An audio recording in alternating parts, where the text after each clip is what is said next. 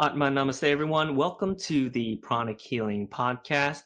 I'm your host, Dr. Jason Ren, and today we have a really amazing topic. And in celebration of Founders Day, this episode is going to be titled Trusting in the Guru or Trusting in the Teacher. And our guest speaker today is Dr. Henga Meh Fazeli. Dr. Hengameh is an architect and the founder of pranaworld.net. She has been in pranic healing since 2007 and has been conducting many workshops across Asia, especially in Malaysia, Hong Kong, Thailand, Cambodia, Vietnam, and the Philippines. Hengameh's love for healing and helping the community with pranic healing helped her win the title of Energy Healer of the Year in 2020 in Malaysia. So please give us a warm welcome to Hengameh. Thank you so much, Dr. Jason, for having me. It's a pleasure to be here, and the topic is close to my heart, so thank you so much. Yes, I'm really happy we got connected, Hengameh. I feel like there was no better topic than the one that we're talking about today, especially being one day before Founders Day, which is August 15th, in celebration of Master Choa Kok Sui's birthday. And, when we talk about trusting the teacher, trusting the guru, a lot of people can get a little bit confused because sometimes, especially when I started pranic healing, Hengaman, it's like, oh, why is everyone worshiping this one person? It seems a little bit weird. But in order to understand what exactly that means, what is the definition of a teacher or a guru in your experience? Well, guru is a Sanskrit term meaning a spiritual teacher or a spiritual guide. And some people also call the guru as dispeller of darkness. So it basically refers to someone who, by shedding light through knowledge and teachings, dispels the darkness of ignorance. So it is believed that everybody has a spiritual teacher, whether we are aware of his or her existence or not. And the teacher has always been with us, guiding us through the way, and will be. So the brain is sometimes incapable of realizing the importance of the guru, but it is really valuable. And I have experienced this in my life a lot, which I'm going to share some experiences shortly with you. Yeah, so thank you so much for explaining the translation of guru, right? Because I find it's so interesting. So many people use it in so many different ways, right? When you talk about like a financial guru or an emotional coach guru, and I feel like that word has been used a lot. So thank you for explaining that. Yes, it sounds like it is the light that helps dispel the darkness within the soul. And you mentioned how it sounds like Master Choa has a profound impact on your life. And of course, you've been teaching, worldwide across Asia for so many different years. So I'm sure you have many experiences of that. So can you help the audience understand, yes, how has Master Choa or the guru, the teacher, shown up for you in your life? Well, basically, the miracles started from the first day of joining basic Pranic Healing workshop itself. I remember I joined the class. When I joined the class, I was studying for bachelor's degree of architecture. And I had to present a project right after the class the following day. But because of the workshop, I didn't have much time to work on it. So I remember I was really trying to work on the details during the breaks and later after the class at night. And I even remember I was crying the first night because after the class, because I didn't have time to really work on the details. So my mom asked me, why did you join the class if like you don't have time to work on your project? And I remember telling her because the workshop is more important. And so finally, after the class, I was able to like work on 6 sheets of analysis. And when I was submitting them, I noticed everybody has a lot more. But miraculously, when the results came, I got the second best mark out of the whole class. And I was really surprised. So I thought this must be the blessings of the teacher. Started like that. I also experienced during the advanced and psychotherapy workshop when I didn't have money to join at that time. So I was really praying, Master, I really want to join. And somehow out of the blues for the advanced class, I got some prize money because I was like top student in my class from the university. So I used it to join the advance. And then for psychotherapy, the same thing, but from my father's company. And like the miracle is the money is almost like the price of the workshop. So you have to think like this is more than just coincidence. This must be a miracle. And then of course, when I started to do the work, and one example is we wanted to bring Pranic Healing for the first time to Vietnam. So we contacted a number of yoga centers to host our healing camps for a week. And so after like the week, Saturday, Sunday is supposed to be the workshop. So they're supposed to call people and gather people for our intro talk and healing beforehand. But the problem was when we reached there, we landed, we realized no one had registered yet. So I started to worry a bit. What if no one really come for the class and all the money we spent to travel will be wasted? But then I remembered Master Choa Kok Sui's words saying, what is impossible for an ordinary person is possible with the blessings of God, the Guru, and the higher beings. So I just said to myself, okay, let's just call people. We do our intro talks, we do healing, whoever comes, we just do healing and see what happens. So we started the work, people started to come, we did healing, and by Friday, I still didn't know how many have registered. At night, I asked the organizers, like, do we have people for the class? And they said, yes, we actually have about 22 people registered for the basic. And I was like, wow, this should be really blessing of the Guru. And similar stories, especially when you try to spread the teachings, I have experienced it, which every time make me like trust the teacher even more. That's so incredible, and I really want the audience to hear what you said before, because you really captured the essence of your experience, Hengameh. You said what is impossible for the ordinary person is, what was the full quote again? Is possible with the blessings of God, the Guru, and the higher beings.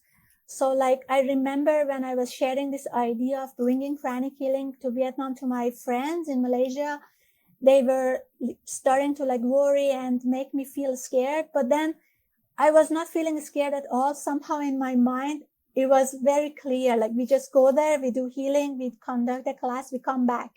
And I'm sure that was all because of the will and blessings of the teacher. That the seed was already planted. So I was sure that we will do this and we will achieve success. And that's what actually happened. Yeah, that's incredible to go from zero, no one, to landing and then going to 22 students, which is a lot for a basic class. That's incredible. And from what I'm hearing, Hangama, I just have to have so much gratitude for your faith and your trust in the guru itself, because even for me, I'm like, oh man, that if I were to do that, I don't know if I could do that, just to trust throughout the process. But I think in your case, you're such an amazing example from the time you first took the basic class, right? And just getting the second highest grade on that assignment, and then magically how the financial aspects would just kind of come in and help you take these next courses in pranic healing. I think that, like we say, certain souls are meant to be here, and we're meant to spread the teachings, but also with that there is the blessing of the guru, the teacher, watching over you. And even though I love how Master Ko does this, because I find that some people almost expect the guru to do the work for you, right? But as Master Choa said it, the teacher can open the door, but you have to walk through that door. And it sounds like your faith and your trust in the guru has helped you walk through doors, even despite some things may not look so obvious. There's still some challenges around the way. Yes, of course. I think we still need to like trusting the teacher doesn't mean that we give up, we become idle, we give up our willpower. It just means that doing the work, trusting that the results will follow. Um, yeah, that is something that I have experienced. Like when I do that, it just happens. Yeah, that's incredible.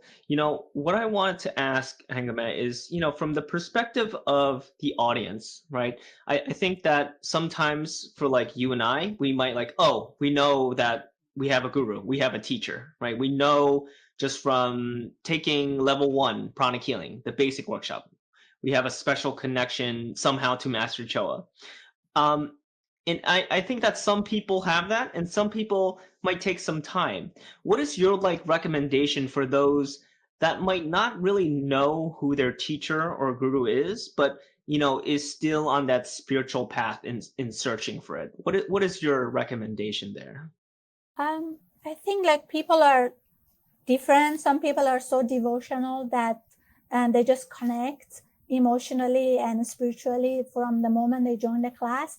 Any class, like for me was Pranic Healing and was Master Choa Kok Sui, but for different people might be different. There are other people who are very logical, and I think if you think about the importance of the teacher and why the guru is important, and then you start realizing that yes, we actually need a teacher. Imagine you are set to travel to a country where you have never been before. So you have a few options to visit a place, right? The first one is to just go there without any plans and try to see what happens. People who just flow without any planning or thinking. Second is to try to do some research and just to then follow them. And the third is to get a travel guide to help you plan your stay and visit different places. Now, which one do you think will be more fruitful? Based on my personal experience, having a travel guide will save a lot of money, effort, mistakes, and possible harms when we go to an unknown place. Now, we are born in this earth, it's like an unknown place initially when we are born. And having a spiritual teacher will also help us grow faster with less effort and less mistakes.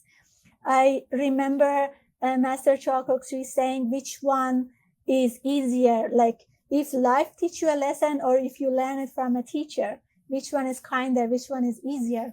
So, and again, Master Choa Kok Sui says the spiritual path is more complicated than the Amazon. The guru has already been through the forest. Follow the guidance of the teacher to avoid getting hurt. And that I truly believe in. Like being in this earth trying to grow on our own is hard because life is, sometimes it's difficult, throw us challenges that we don't know how to tackle with. But teacher has already been through all of that. So following the footsteps, we are actually, saving ourselves from so many mistakes and hurts and harm. Yeah, I love how you describe that. It's like you said, having a guru or spiritual teacher is almost like having a parent watch over you as try to make your way, like you said, around the Amazon rainforest. And we know how big and vast and complex that is. And to know you have someone that's already been through that, right? And that cares enough to guide you and support you along the path, right? Even when you get lost, right?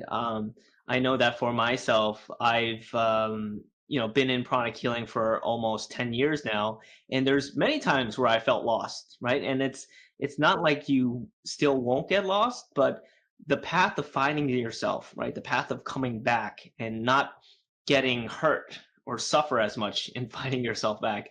I think that's the amazing part, because I do feel like when you have that spiritual teacher, that guru, um, there is so many magical, miraculous things, like you have mentioned, that just coincidentally comes up, and you're like, oh, this seems too good to be true, but it's happening, right? So I have to resonate and say yes, I totally agree.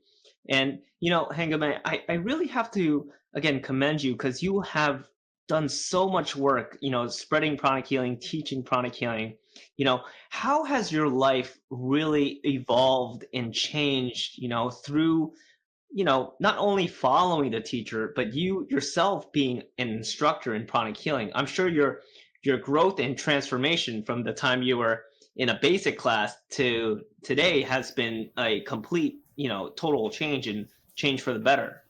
Yes, definitely. Like one of my transformation that I have experienced is since childhood, I was a very shy person.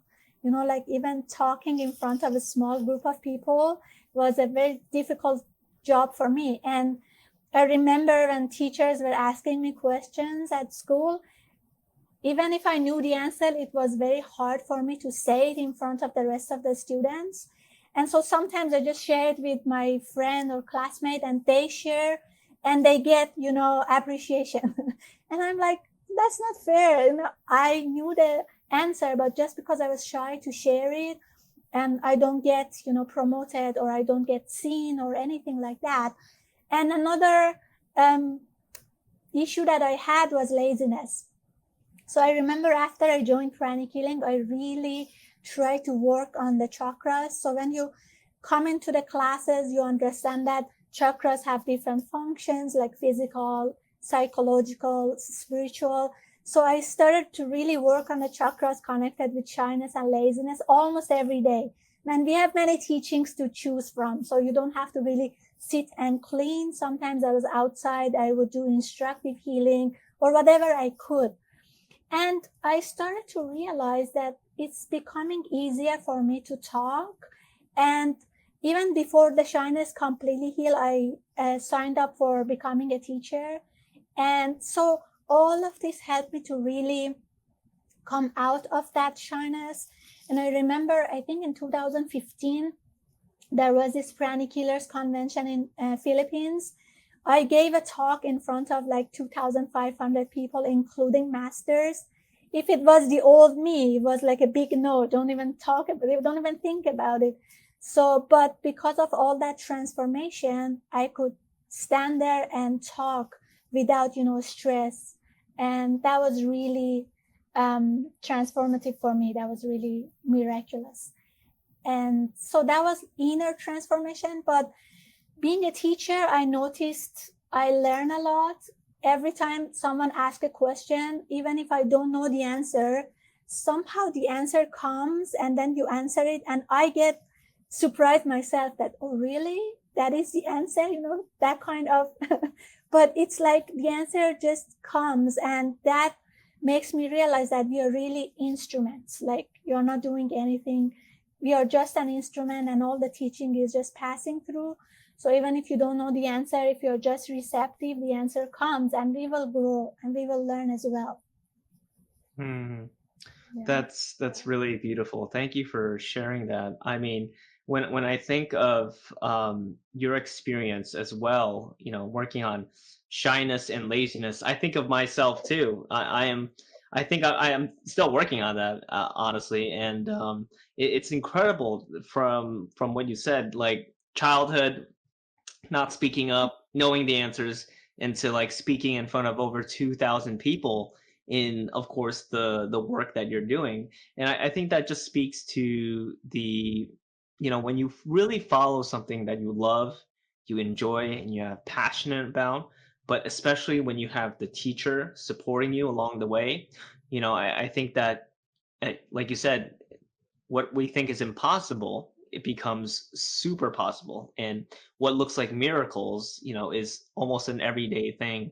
And I find also it's really amazing how you also, again, not only trusted in the teacher, which is important, but as Master Choa has said, the student has to do the homework, right? And you were doing the homework as well. So you said you were working on some chakras related to shyness and laziness. Can you share us like how did that, like what are those chakras and what did you do specifically? I know you mentioned a couple things, but for the non-pranic healers out there, what does that mean to work on those chakras? Yeah.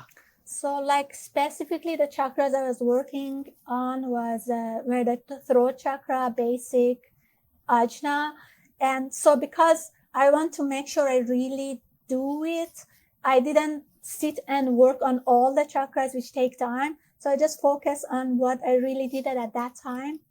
And so, in pranic healing, there are so many methods, starting with pranic psychotherapy or just applying basic pranic healing techniques to like divine healing, instructive healing, and all of that. So I wasn't like limiting myself to just one technique. So if I was at home, I had time, I would just clean my chakra and energize, or I do psychotherapy, remove shyness, remove laziness, all this, procrastination, negative thoughts and emotions. But let's say I was in a bus waiting to reach from somewhere to another place. I had extra time, so I would just instruct my chakra to get cleansed. And the techniques are part of pranic healing, so whoever joined the classes can learn the techniques in detail. But so that was one of the things I would do. Or I would just visualize like rooting from my basic and my feet to the floor, to the ground when I was walking, or divine healing. So whatever technique, I remember, Mr. Shriram is one of the senior instructors who taught me advanced and psychotherapy or Hatha yoga. So I remember him saying, when you are in pranic healing, when a challenge comes, you don't think, what should I do? You just think, what technique should I use?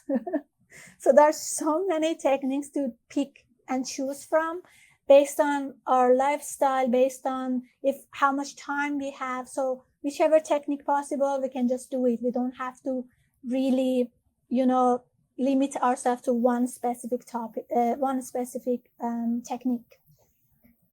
I love that. Like you mentioned, when challenges come up in life, and challenges always come up in life, I think for people that tend to be a little bit more anxious and almost a little bit afraid of like choosing or taking on that challenge, I love what you said. Instead of like thinking what to do or how to do it, how to tackle that challenge, think about the technique that Master Choa has developed. And like you mentioned, Master Choa has really given us all the tools and technologies, if you will, to overcome so many different aspects of life's challenges, whether it's physical health, emotional, financial, and of course spiritual. So I love that.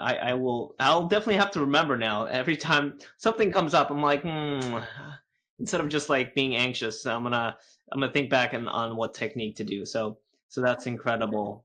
Um, and speaking of that, Hengameh, I know you've had again so much experience in pranic healing. You've been doing this for so long, and I know we've talked about you and how the guru has really made an amazing positive impact in your life. What about other people in pranic healing and other people's experiences in trusting in the guru? Because I'm sure you must have many stories about people's experiences like yours that, again, challenges exist, but through the teacher's guidance and techniques, there's transformation that happens.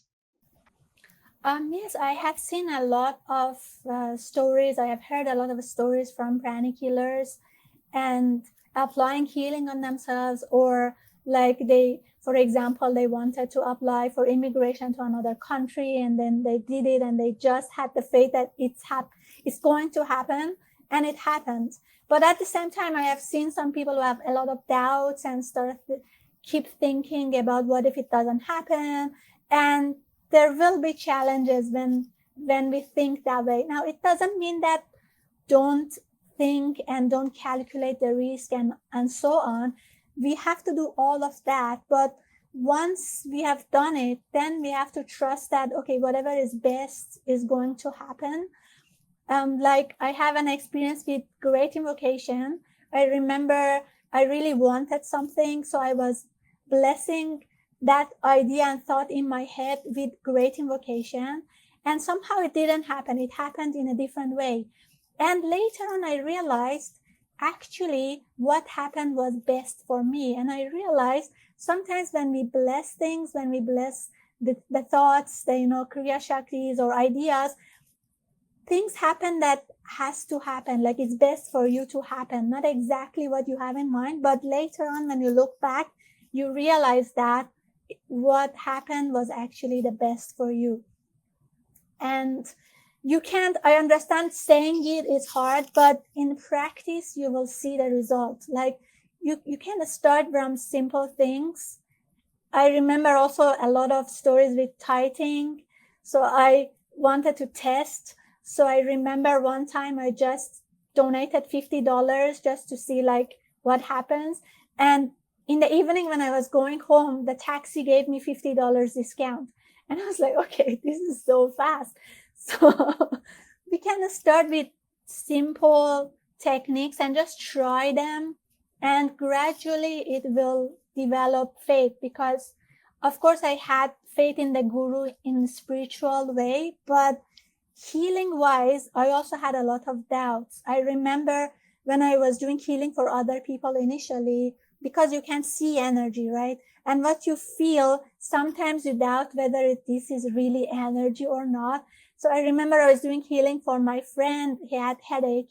And after the healing, he said he doesn't have headache anymore. And I was thinking, maybe he just wants to be nice to me.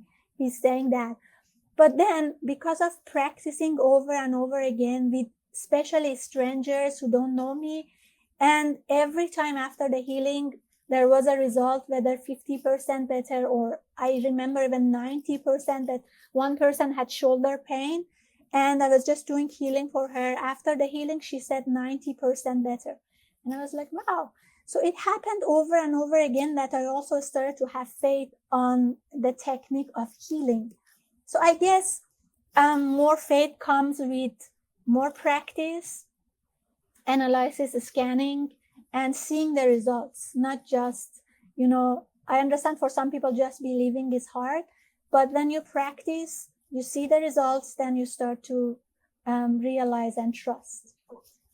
Yeah, and realizing and trusting is part of what Master Choa has always taught us, and this is why I really appreciate the teachings of Master Choa, because even though he gave us these instructions and all these teachings and tools, he never told us like you have to believe in things blindly, right? He always told us, try it, practice it like you did. You gave $50 out, and then because we know the practice of tithing or making donations, to charities or to people in need is part of a spiritual practice.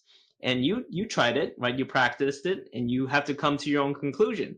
And for you, it came in a very special way where it just automatically came so fast, and in terms of coming off your taxi ride, it sounds like.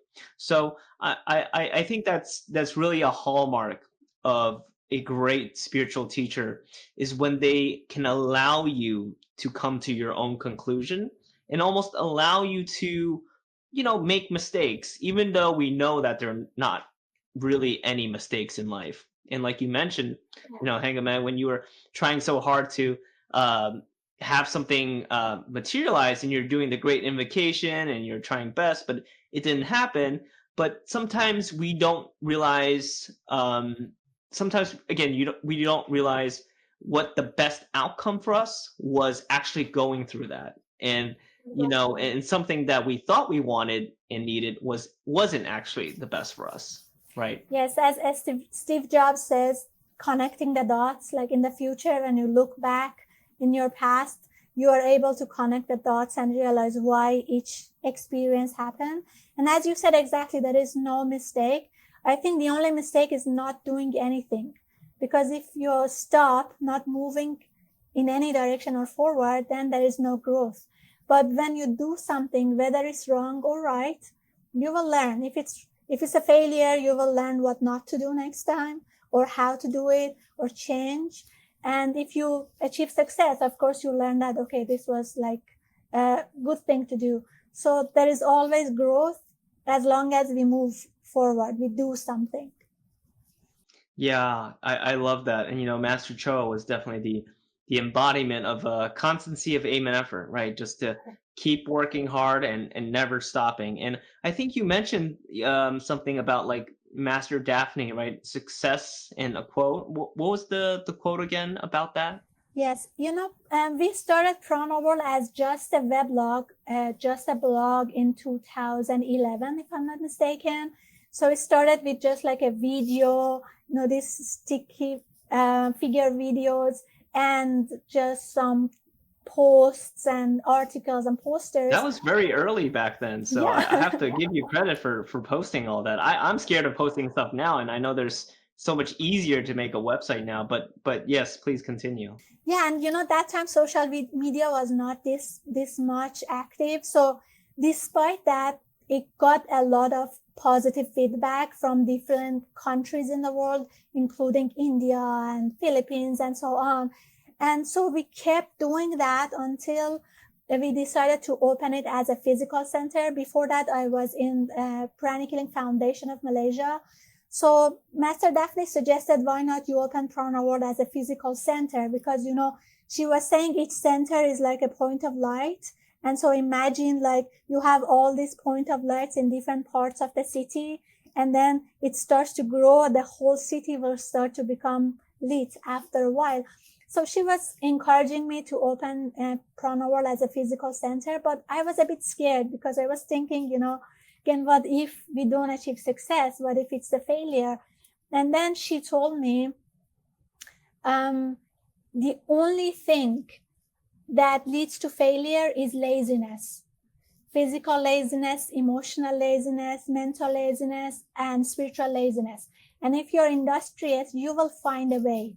So you will think, you will find a solution, then you will do things, and you will find a way to make it a success. And she was so right. So I remember, every entrepreneur have experienced difficulties, especially in the first, second year of opening a business. So it was hard. We put a lot of effort, but each time I was about to give up and think, oh, it's hard, her words were like came to my mind saying, okay, the only thing leading to failure is laziness. So I was thinking, okay, now what to do with this issue, what to do with this challenge. And then people started to come, and gradually Prana World grew as a physical center as well. That's incredible, and that resonates so deeply with me because I think I had, speaking of pranaworld.net, which is an amazing website, and I highly recommend everyone go check it out because it's so beautiful in the way that's laid out and designed. But even for me doing this podcast, like I said, I was also similar to you, kind of shy and a little bit lazy, or a lot of bit lazy. And really, it was not the challenges, but the constancy, the industriousness to just keep moving forward. I think that is something that is so powerful because, like you said, as long as you keep moving, you keep making progress, right? You don't stop and stand still, things will still happen. And you never know how close you are to the next miracle unless you take that next step. And that's what I find with this podcast, and this is what I find with so many other, pranic healers that do the same thing, right? They have certain projects, they have certain good intentions and starting the initiatives of, such as yourself, a physical center, which again is something so monumental. And yeah, with the blessings of the guru, right? Trusting the teacher, using the teachings, things always tend to find a way to work out. So I'm that quote really, yes, really resonates with me. So Yes. And she said one yeah. more thing, that it's always 70% energy work and 30% hard physical work. So she always said, do your energy work first. And so if you have done what you need to be, what you had to be doing, and the energy is, ready, with just 30% of work, you will achieve great, great results. And again, I followed, like even before starting the Prana World as a center, I remember I was blessing all the people who are going to come, all the customers, all the healers, volunteers, future, clients, students. And so when we started, the energy was already there. So people started to come. And I remember there was one person who just walked by and came to the center. She said when she was coming, our center was down the hill. So she said when she was walking down the hill, she just saw like a huge ball of light on that direction. So she just followed and somehow she found the center. And I was like, wow, yeah, we have been blessing and we have been doing meditation. Like again, another recommendation was meditation twin hearts with 7 people at least for 7 days. So before we opened to the public, we did that with a group of pranic healers. So all of that energy work was done. So when we started with only 30% or less physical effort, we had a lot of success. That's so incredible. I mean, it makes, when you say it that way, just 30% hard work. I'm sure a lot of people listening to this are smiling because they're like, "Oh my goodness, that makes it so much easier." And to understand that we know in energy healing, right? Before any physical disease materializes in the physical body, it's in the energy form. But also that can happen in the good way, right? Before any Exactly. amazing miracle comes to you, 70% of it, as you say, is in the energy part. So if you're practicing the teachings, and it reminds me now to do a little bit more of that now, as I hear you say that, um, I think amazing things can happen, like you've mentioned. So this has been a really amazing conversation so far, Hengameh. And I really want to close off the podcast by asking you, if Master Choa was magically here, in the physical body, and you can basically tell Master Choa one amazing, experience, testimonial, line of thought, anything you want to say to Master, just because it is Founders Day tomorrow. What would you tell Master Choa for everything that you've experienced so far in life? Well, I guess I would just say thank you so much because they say when there's also a time for everything. So sometimes when you are ready, the teacher will appear. So I remember really seeking spirituality even before I joined Pranic Healing, 2 or 3 years before. I started to have this spiritual emptiness and I was really feeling a bit depressed, looking for something, some spiritual, like some meditation, something. And eventually, I think when I was ready, exactly the time, he appeared. And the funny thing is I was doing twin hearts with a group of people before even joining the basic, and we didn't know it's twin hearts. We didn't know it's Master Choa Kok Sui's, meditation. They just went to India, buy a cassette, and then we were just sitting and meditating. And somehow later on, I realized all of that. So that the whole transformation of becoming more powerful, more dynamic, better speaker, public speaker, more industrious, all of that is just because of the teachings of Master Choa Kok Sui. And another thing is because of the community he has created. Like, I'm originally from Iran. So I joined the classes in Iran. And when I went to Malaysia, the center there was very new. So the moment I went to the center, they opened their arms and accepted me. And I started to do like volunteer work. I became a teacher there. And so there is this community everywhere. And I remember being far from my family, but not really feeling homesick because I had my spiritual family. And now being here in the US is the same thing. There are people and I'm like helping whoever I can in the healing camps, and you never feel alone. And as you said, sometimes in the spiritual path, you feel you want to give up or you feel the challenges, but there is always this spiritual group of friends who help you on those moments. And I'm really grateful for all of that, not only the teachings, but also the community that he has created around the world.